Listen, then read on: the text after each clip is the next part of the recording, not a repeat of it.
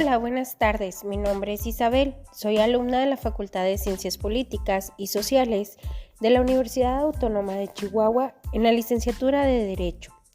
Y como parte de las actividades de la materia de Introducción a la Ciencia Política, les voy a hablar un poco sobre el tema Surgimiento del Estado Nacional. Para lograr entender la consolidación del Estado Nacional, se debe contemplar toda la transición ocurrida durante el intervalo entre la Edad Media y la modernidad. Esta transición se caracteriza por una naciente interacción entre la idea del poder monárquico y la de nación, principalmente por la adopción de prácticas administrativas, financieras y militares, que hoy en día definen la estructura del Estado moderno. Así como también se comienzan a contemplar las fronteras ya definidas. Los símbolos nacionales toman importancia y la recaudación de recursos, con la finalidad de emplearlos en el mantenimiento de ejércitos permanentes, pues estos toman gran trascendencia. Es de reconocer la influencia que ciertos pensadores tuvieron en esta transformación. Tal es el caso de Maquiavelo, a quien incluso se le ha señalado como el precursor de la ciencia política.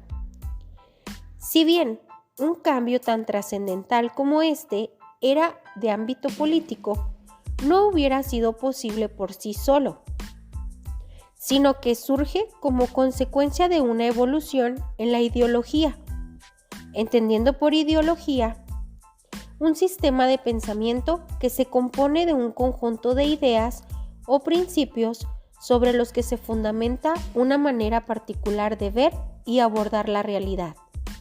Esta evolución implicó que a todos los participantes de la época, quienes plasmaban sus pensamientos a través de diferentes expresiones de arte, entre las que se destacan literatura, pintura, escultura, arquitectura, filosofía, música, anatomía y otras ciencias en general, se les tiene como motivación en esta época y a lo que se le conoce como el Renacimiento.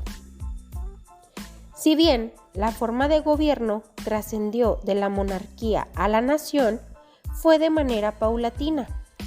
En su momento la monarquía se regía por un sistema feudal, lo que permitió a los reyes reforzar su poder, aunque en un inicio se relacionó el feudalismo con la división y debilidad del poder central.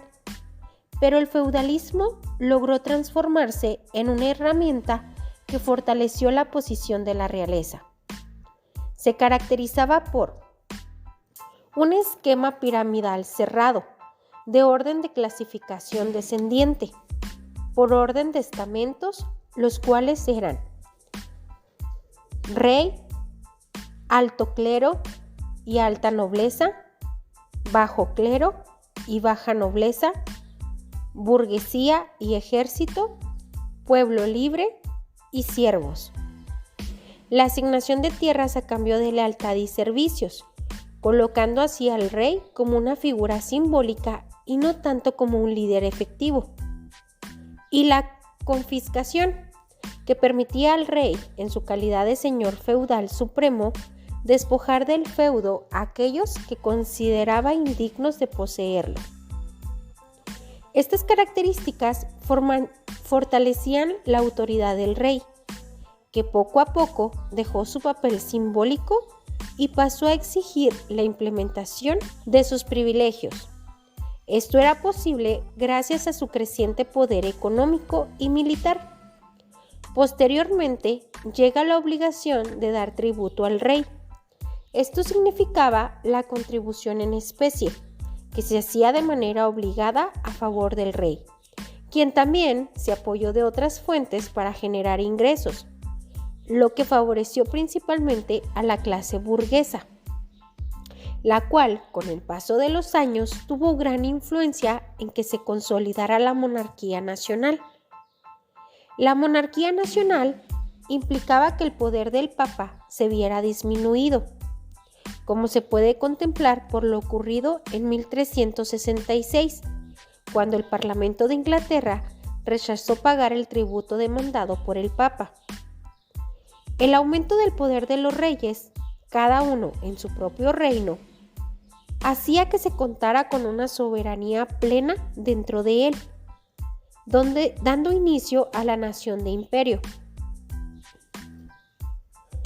Pero según René Fédou, en su obra El Estado de la Edad Media, durante los siglos XIV y XV se presenta el declive del imperio y el desconocimiento del Papa como máxima autoridad de prestigio. Ambas situaciones contribuyeron a que emanara la idea de Estado nacional. En este contexto histórico, pudiéramos definir nación como la mezcla de factores étnicos, lingüísticos, culturales, religiosos y de sentido de pertenencia, sin olvidar todas las implicaciones políticas que contiene el término nación. Por ejemplo, se ha estudiado el argumento de si es posible que exista la nación sin un Estado. Si consideramos que para la mezcla de todos los factores sociológicos mencionados anteriormente puedan producir aportaciones, es necesario que exista un poder estatal que lo regule y proporcione representación, personalidad e identidad. En otras palabras, el Estado permite la unión que creará la mezcla a partir de la cual surge la nación. Por lo tanto, no es posible una nación sin Estado, ni viceversa. Otros factores que contribuyeron durante los siglos XIV y XV a la creación de un Estado-nación fueron: número 1. Los conflictos bélicos, porque al tener un enemigo común refuerza la sensación de pertenencia de los miembros de una comunidad nacional. Estas guerras eran entre naciones enteras contrapuestas, lo que también provocó la necesidad de mantener un ejército permanente al servicio del Estado, con la finalidad de garantizar la seguridad colectiva de los habitantes. Este ejército era financiado con recursos del cobro de impuestos, lo que marca el inicio de la gestión estatal. Número 2. Una vez que se define el territorio que comprende una nación, surge la concepción de lo que es una frontera, que atribuye el reconocimiento jurídico a cada una de las naciones, quienes comienzan a identificarse con símbolos, como por ejemplo las banderas. Estas fronteras abarcan no solo el territorio de suelo, sino también en aquellas naciones costeras el dominio del Estado sobre el acceso al mar. Esto, sumado al gran desarrollo que tenía el comercio, crea las aduanas, con el objetivo también de recaudar dinero a base de impuestos, lo que fomenta la generación de las finanzas estatales, derivando en administración pública de los recursos. Número 3.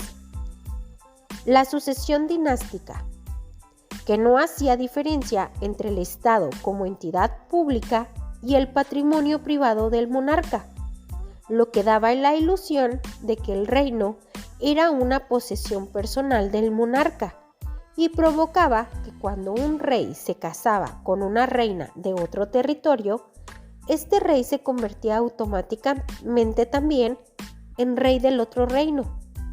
Las inconformidades por esta situación dieron pie a que se iniciara con la idea de que un reino debe ser inalienable y no se puede ni debe traspasarse como se hace con una propiedad privada. Número 4. Se sustituye el papel de emisarios o mensajeros por el de embajadores, quienes pasan a ser representantes acreditados de un Estado. Número 5. Derivado de la creación y reconocimiento de las fronteras, el comercio fluye dentro de un mismo espacio, por lo que el Estado comienza a tomar parte de él, con la intención de acumular los recursos que generen riqueza nacional, lo que actualmente se denomina mercantilismo. Esto genera una intervención en las actividades económicas con la pretensión de regularlas, pero también con la intención de maximizar las libertades de las exportaciones y limitar las importaciones. Número 6.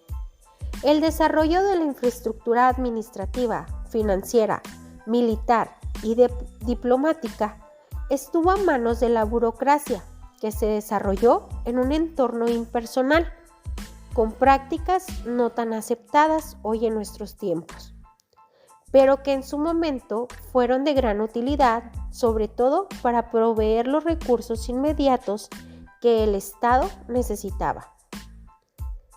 Con todo esto, a mediados del siglo XVII, después de un desarrollo lento durante siglos, se consolida el Estado Nacional.